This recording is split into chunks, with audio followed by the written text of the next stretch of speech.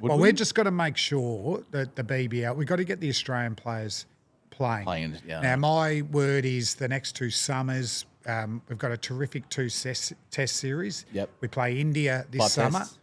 Then we've got England. As soon as the Sydney test is finished, January 7th or whatever, we're hoping that the Australian players are available for the BBL for at least the next couple of weeks. And that's massive. We've never seen Cummins bowl to Smith.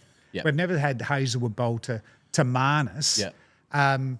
And what domestic sport in the world doesn't have the best domestic players playing in it? It's crazy because I remember when it started, that was the whole part of it, right? Like all the best players all playing against each other, and then for obvious reasons, like clashing schedules and stuff, they stopped doing that. Yeah, it got longer. Yeah, and then and no disrespect to some of the players, but name names. when those players when they're absent, you can tell the level of players that are in there that maybe aren't quite up to scratch at that level, and they're playing against international players. But even then, the international players, they won't even do a full season. They'll sign on for 4 or 5 games. Yes, and they'll announce this massive signing, but then they sort of take off halfway through. No, and also the South African League is growing, and that's in January. Same time, what we've got to be able to do is offer contracts that are alluring enough to not go to South Africa and to play the whole time. Now, the shorter the tournament is, you're more a chance, aren't they? Not 14 weeks. Can we get it to 8 weeks?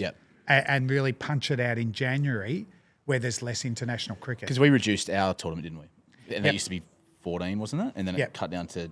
Was it 10 last year or 12 10, or 10? So guess what? Ratings up and crowds up. Yep. There you go. Because you also got to create a little bit of scarcity as well. Yeah. So unfortunately, I used to be on the board of the Melbourne Stars, and we lost to the Renegades in a final at Marvel. I'd worked out that was the Renegades' 16th game. So... For 8 home games, go to a day of the test, maybe a T20, you've got to go 10, 12 times a year. I don't think people are going to do that in 2.5 months. Yeah.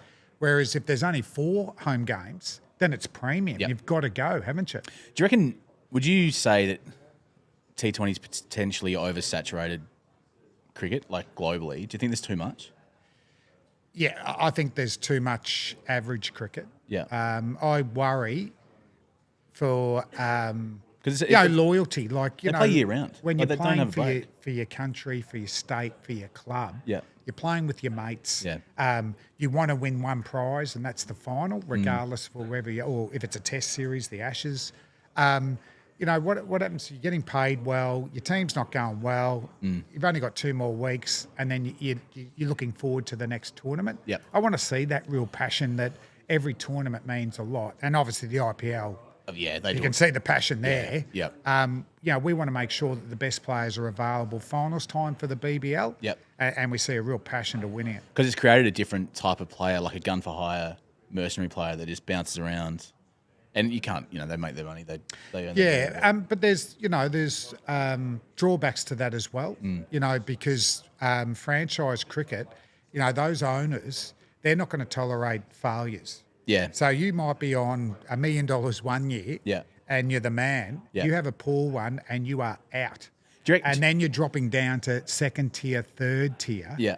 Whereas if you're playing Sheffield Shield cricket, and you're playing BBL, maybe the odd one day or white ball cricket for Australia, you're going to do really well for yourself. You win some, you lose more.